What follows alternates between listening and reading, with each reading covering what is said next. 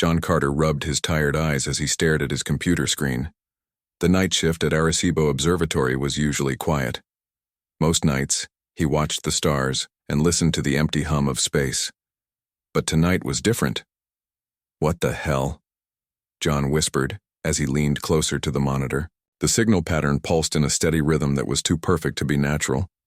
After 15 years as lead astronomer, he knew the difference between random space noise and something made on purpose. This signal was aimed directly at Earth. John's hands shook as he reached for his phone. "Dr. Miller, you need to come see this now." Susan Miller arrived at the observatory within an hour, her long brown hair still messy from sleep. As the top cryptography expert in the country, she had broken codes that others said were impossible. But this was different. This was alien. "Are you sure it's not from one of our satellites?" she asked, though she already knew the answer. "The signal was coming from beyond Neptune." "Positive," John said. "And it's been repeating for the last 3 hours, same pattern. No mistakes." For the next 3 weeks, Susan barely left the observatory. She slept on a cot in her office and ate whatever food the staff brought her. Day after day, she fed the signal into her computers, looking for patterns, for meaning. On day 22, her computer beeped. Susan stared at the screen, then at the translation that slowly appeared. Her face went pale. "Call the president," she whispered to John. "Now." Within hours, the message spread from Arecibo to the White House, then to governments around the world. Humanity was not alone. But the rest of the message was even more shocking. "Earth is classified as a death world by Galactic Confederation standards," Susan explained to the emergency meeting of world leaders. "That means our planet is considered naturally hostile and dangerous. The gravity is too strong, the atmosphere too thick, the weather too wild, and the animals too aggressive compared to most other inhabited worlds." President Ellen Wright, a former military general with sharp eyes and graying hair, leaned forward. "And what exactly does this confederation want with us?" Susan pointed to the next part of the translation. "They're offering to meet with us in Jupiter's orbit. They say they want to discuss our containment." The room went silent. "Containment?" the president asked. "Like we're some kind of disease?" "Or a zoo exhibit," said John, who had also been invited to the meeting. "The message says they've been watching us for centuries. They never expected us to develop space technology so quickly." President Wright stood up straight. Her face showed no fear, only determination. "Then we'll show them just how wrong they were. I want our best scientists, diplomats, and military advisors ready for this meeting. If these aliens think Earth is deadly, they haven't met Americans yet." Over the next month, Earth prepared. The best spacecraft was upgraded for the journey to Jupiter. A team was chosen, including Susan Miller and John Carter, along with military officers, language experts, and medical specialists. Meanwhile, billions of miles away, the alien leaders gathered in panic. Supreme Counselor Zix Tar, leader of the Galactic Confederation, called an emergency meeting. The Grand Chamber held representatives from over 1,000 different worlds. Some looked almost human. Others were so strange they seemed impossible. Creatures of crystal, gas, or pure energy. Zixtar's blue skin shimmered under the chamber lights. 4 arms gestured frantically as he spoke. "The quarantine has failed," the alien leader announced. "The humans have developed faster communication and better space travel than we expected. Our watchers say they're already planning to meet our ship at Jupiter." A ripple of fear moved through the chamber. On the huge screens around the room, images of Earth appeared. Hurricanes, volcanoes, earthquakes, floods. "This is their normal environment," Zixtar continued. "They sleep through storms that would kill most species. Their bodies can repair damage from radiation that would destroy our cells. They drink water with chemicals that would poison our people. And their world has over 30,000 species that could kill them. Yet they continue to not just survive, but thrive." One of the representatives, a small creature with 6 legs and silver eyes, spoke up. "Why are we afraid? They are just one planet. We are 1,000 worlds." Zixtar displayed a new image, humans playing sports, fighting wars, exploring oceans, climbing mountains. Because Death World species are unpredictable, the few others we've found were pure aggression, easy to understand and contain. But humans? They cooperate. They sacrifice for each other. They're curious about everything. And worst of all, they adapt to new environments faster than any species we've ever seen. The chamber grew quiet. If they ever escaped their world and spread to others, Zixtar said, the entire power balance of our confederation could shift within a single generation. We must decide now how to handle this threat before they develop faster than light travel. A tall, thin alien with skin like tree bark spoke next. What about the Harvester Protocol? Their adaptations could be useful. Zixtar nodded slowly. Yes, if we can't contain them, perhaps we can use them. Their ability to survive could be worth studying. Under controlled conditions, of course. Back on Earth, unaware of the true plans being made for them, humanity prepared for first contact with hope and excitement. They had no idea that the meeting at Jupiter was not about welcoming them to the galactic community. It was about making sure they never truly joined it. The journey to Jupiter took 3 weeks aboard the USS Endeavour. Earth's most advanced spacecraft was the pride of humanity, a marvel of technology that had been built in secret over 5 years. Now it carried the hopes of an entire planet. Captain Frank Davis stood on the bridge, his face calm despite the nervous energy flowing through the ship. At 45, with gray starting to streak his black hair, Frank had spent half his life preparing for space missions. But nothing could have prepared him for this. All systems normal, reported his pilot, Sam Harris. We'll reach the meeting. Point in 30 minutes, Frank nodded. Tell the delegation to prepare. In the conference room, 4 people sat around a table, studying data screens and talking in low voices. They were Earth's chosen representatives. Dr. Alice Warren, a brilliant xenobiologist with short red hair and intense green eyes. Dr. William Taylor, a tall, thin physicist with dark skin and a quiet voice. General Patricia Moore, a tough military advisor with 30 years of combat experience. And Ambassador George Wilson, a skilled diplomat known for staying calm in any crisis. What do we actually know about them? Asked Dr. Warren, scrolling through the limited information they had. Not much, said Dr. Taylor. The signal called. Them the Araxian Collective. They claim to represent something called the Galactic Confederation, with over 1,000 member worlds, and they think our planet is too dangerous, said General Moore, her voice sharp with disbelief. Seems more likely they're the dangerous ones. Ambassador Wilson raised his hand for quiet. Let's not jump to conclusions.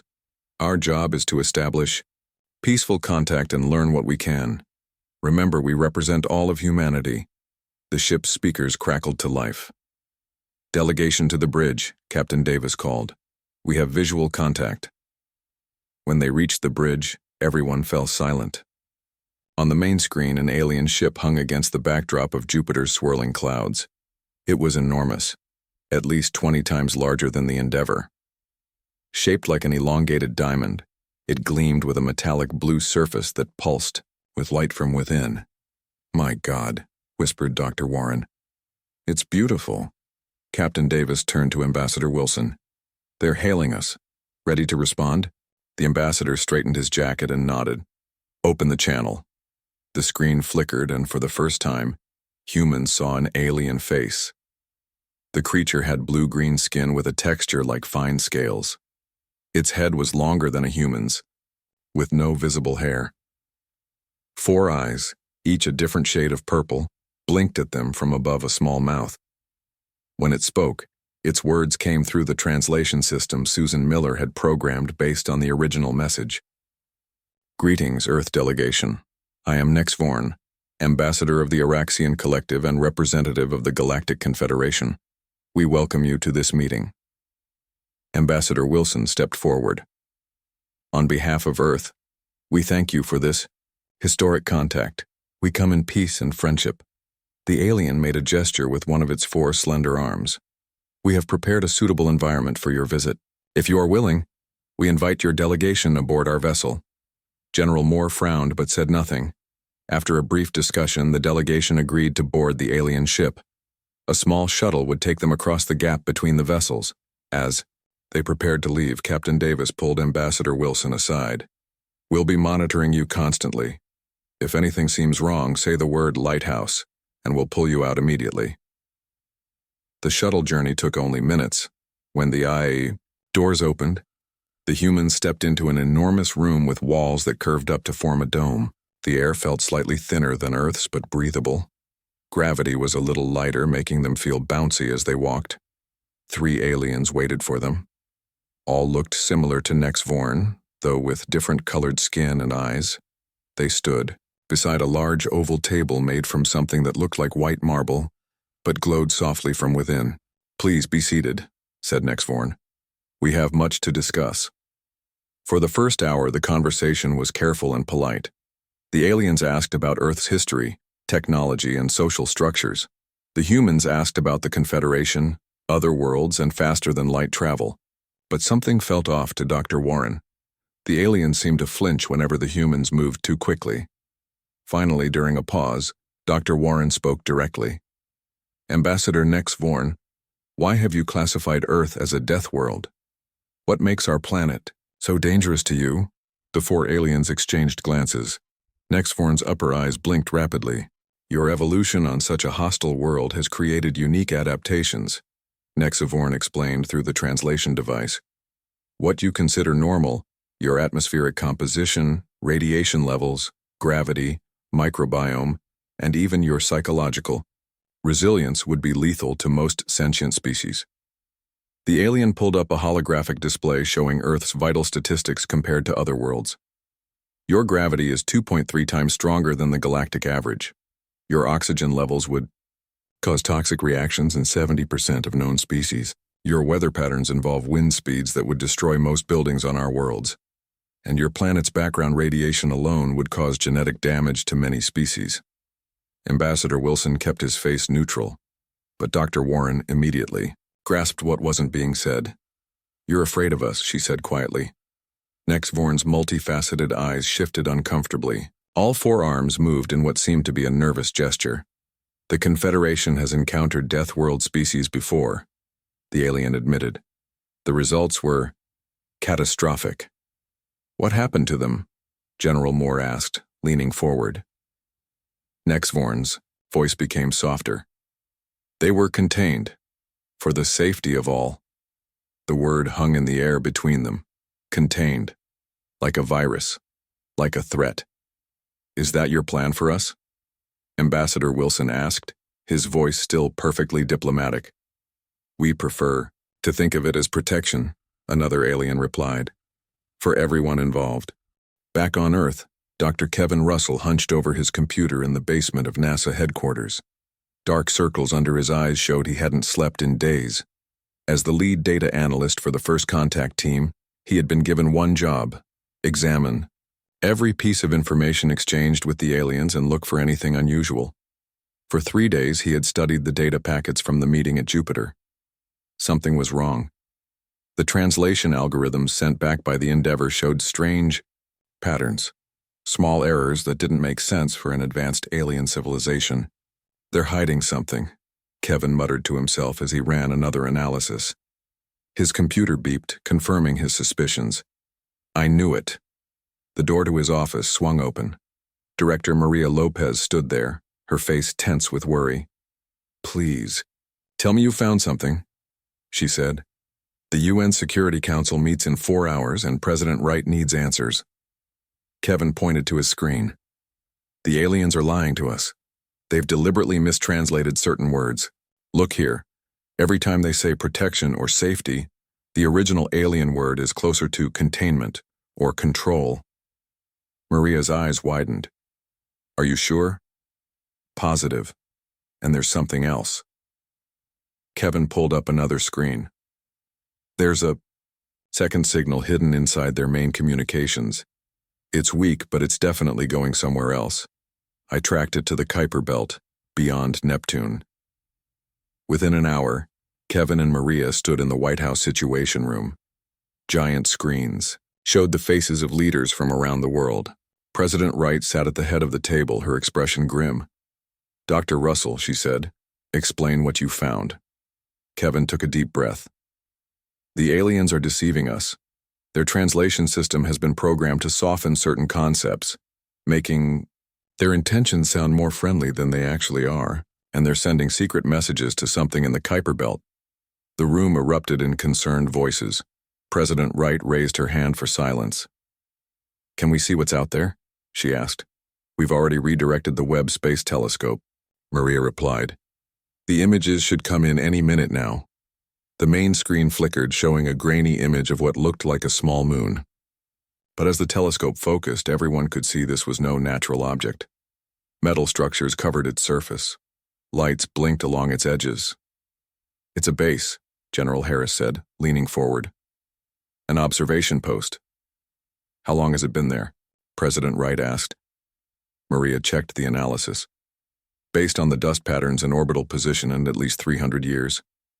The room fell silent as the implications sank in. The aliens hadn't just discovered Earth. They had been watching humanity for centuries.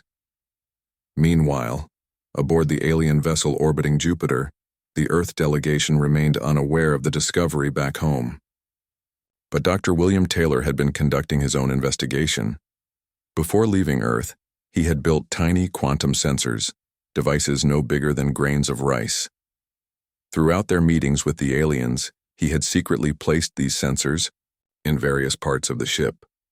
Now, back in their private quarters, he checked the readings on a small device hidden in his watch. They're lying about nearly everything, he whispered to the other 3 members of the delegation. The air in this room has been specifically designed to make us slightly euphoric and more trusting, and there are fields in the walls that can immobilize us with the push of a button. Ambassador Wilson frowned. Why go to all this trouble? What do they really want? On the Endeavour, still holding position a mile from the alien vessel, Communications Officer Lisa Chen made a discovery that answered that question. While the delegation was aboard the alien ship, Lisa had been tasked with monitoring all transmissions. Using a program created by Susan Miller, she managed to access partial records from the alien database. Just fragments, but enough to piece together the truth. Captain Davis, she called over the ship's comm system. I've found something you need to see immediately. When Captain Davis arrived at the communications center, Lisa showed him the translated files. Earth isn't just classified as a death world, she explained. It's listed as a Class 5 evolutionary crucible, apparently the most extreme category in their system.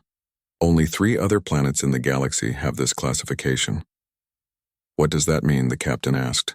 It means we're not being quarantined for the galaxy's protection, Lisa said, her voice shaking slightly. We're being contained because our biological and psychological adaptations are seen as valuable resources. Look at this. She pulled up another file showing images of humans in what looked like laboratories. These aren't real images, she explained. They're simulations.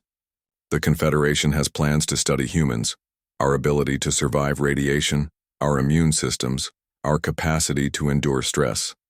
They call it the Harvester Protocol. Captain Davis's face hardened. They want to use us as lab rats. Or something worse, Lisa said. There are references to integration of adaptive traits and biological assimilation. The captain immediately opened a secure channel to Earth, sending everything they'd discovered. Then he sent an emergency recall signal to the delegation on the alien ship. Within hours, all 4 human representatives made excuses to return to the Endeavour, claiming they needed to consult with Earth leaders. The aliens seemed reluctant but allowed them to leave. Once safely back aboard their own ship, Ambassador Wilson called an emergency meeting with Captain Davis. We need to get back to Earth immediately, the ambassador said after hearing all the evidence. The president needs to know the truth. Already sent, Captain Davis replied. And I've received new orders. We're to maintain diplomatic communication but prepare for immediate departure.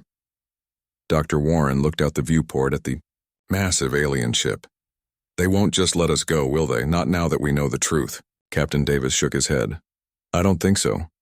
That's why the president has already put Earth on high alert. If these aliens have been watching us for centuries, they're about to discover something important about humans. "What's that?" asked General Moore. "We don't like being lied to," said the captain. "And we really don't like being threatened."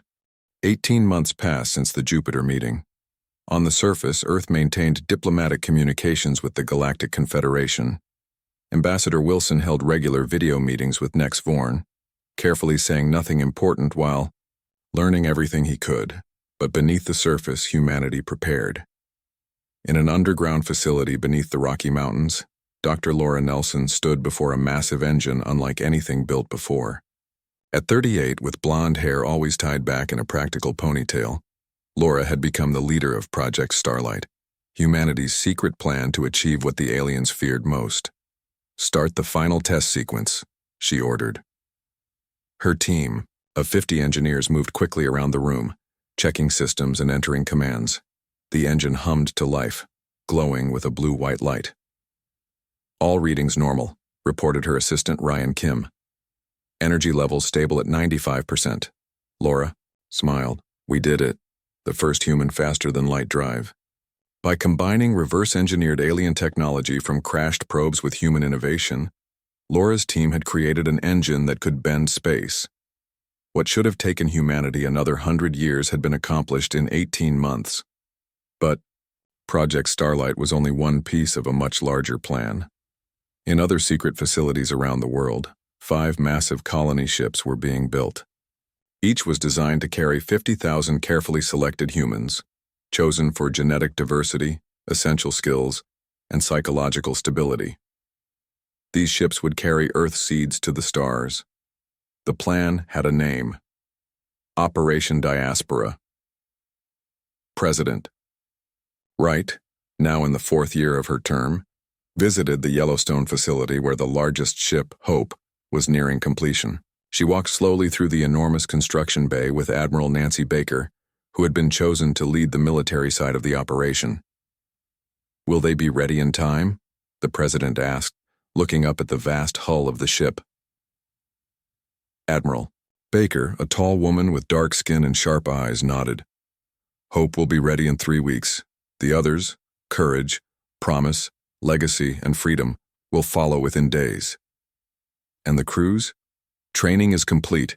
The colonists are in final preparation. Each ship will carry genetic samples from 50,000 additional humans, plus seed banks for Earth's key plants and frozen embryos for essential animals. If even one ship makes it," her voice trailed off, "Earth will survive somewhere else," the president finished. Neither woman mentioned what they both knew. The Confederation surveillance was becoming more obvious. Strange satellites had been detected in Earth orbit. Unusual signals were being intercepted. The aliens were watching more closely now. Time was running out. Captain Steve Rodriguez inspected the crew quarters aboard the Hope. At 42, with a square jaw and calm brown eyes, he had been chosen to command the first colony ship and lead the mission. His military background combined with his engineering degrees made him the perfect choice. "Captain, we have a problem," called Ben Cho, his chief engineer. "The water recycling system in Sector 4 is showing pressure drops." Steve followed Ben through the narrow corridors to a maintenance panel. As they worked to fix the issue, Ben spoke in a low voice. "Do you think we'll make it? The engineers say the FTL drives haven't been fully tested." Steve tightened a bolt before answering. "They'll work. They have to." What he didn't say was that even if the drives failed, the plan would continue. The colony ships were also generation ships, designed to support life for up to 200 years at sub-light speeds. If necessary, humanity would reach the stars one way or another. On the night before the planned launch, an emergency alarm blared through all 5 construction facilities. President Wright was awakened by her security team at 3:17 a.m. "Madam President," her chief of staff said, face pale, "the Confederation has moved. 17 vessels have just appeared in Earth orbit.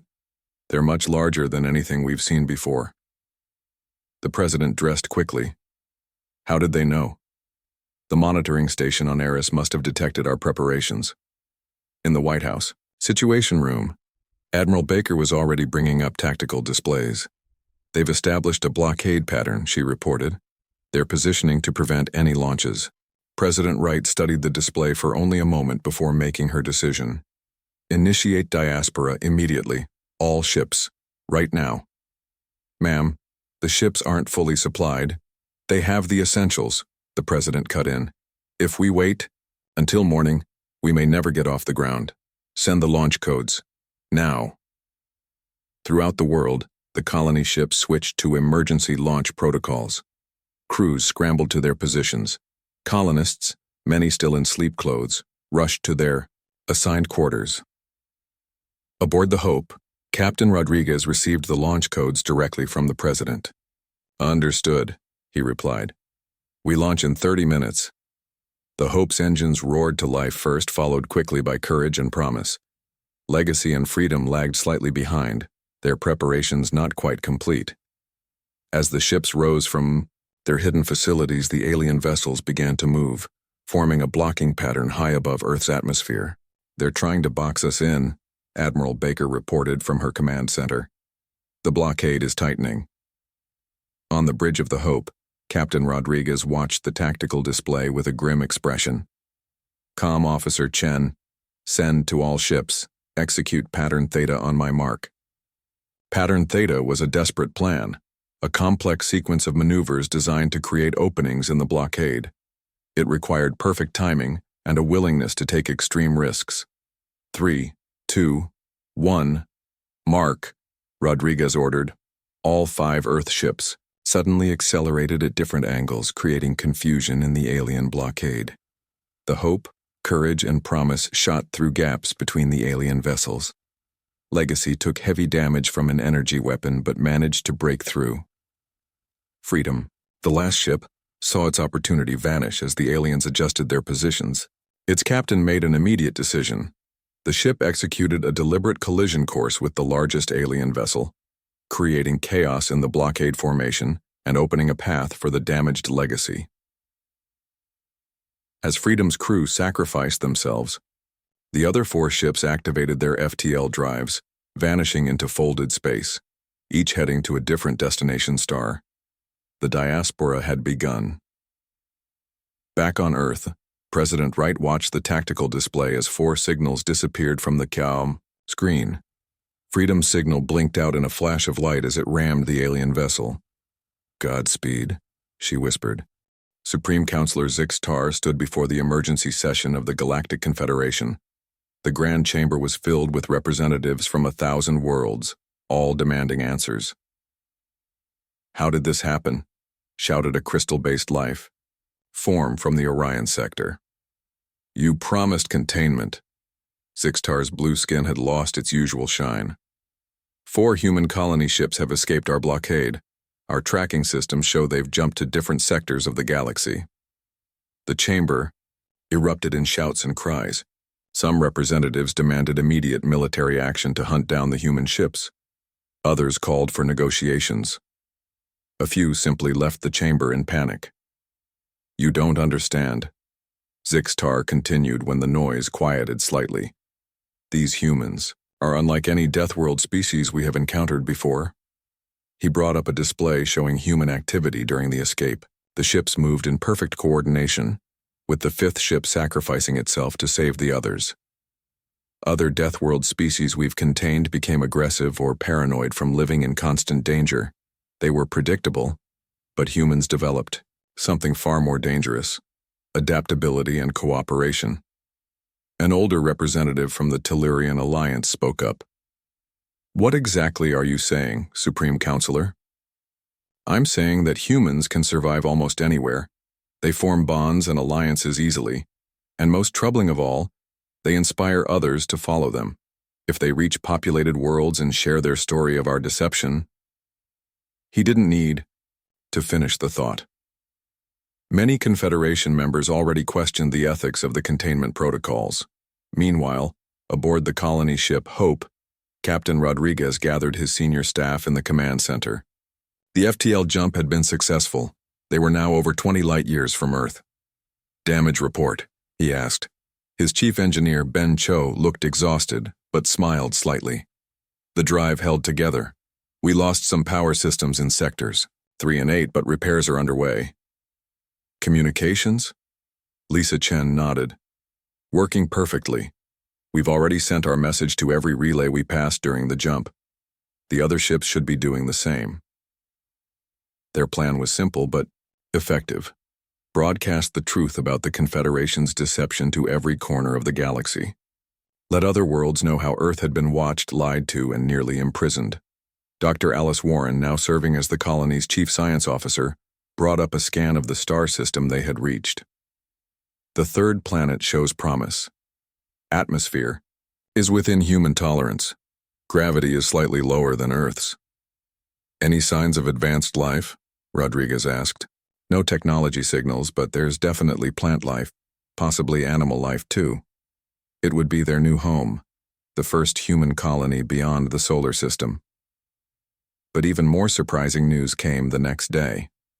While scanning for other signals, Lisa picked up a transmission aimed directly at the Hope. It wasn't from Earth or the other colony ships. It's from a world called Narration, she reported. They're offering assistance and alliance. More messages followed. A dozen worlds, mostly younger members of the Confederation, had received the humans' broadcast.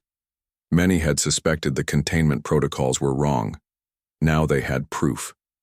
In the Confederation Council, the junior representative from the Tellurian alliance stood to speak. For too long, we've allowed fear to guide our policies toward emerging species. I move that we end the deception, open formal diplomatic relations with humanity, and dismantle the containment protocols. The vote passed by a narrow margin. On the Hope, Captain Rodriguez looked out at the stars. Humanity had escaped their deadly homeworld, but they had brought with them the very traits that had helped them survive on Earth: cooperation, adaptability, and determination. The age of isolation was over. Humanity would take its place among the stars, not as prisoners, but as equals. And the galaxy would never be the same. The end.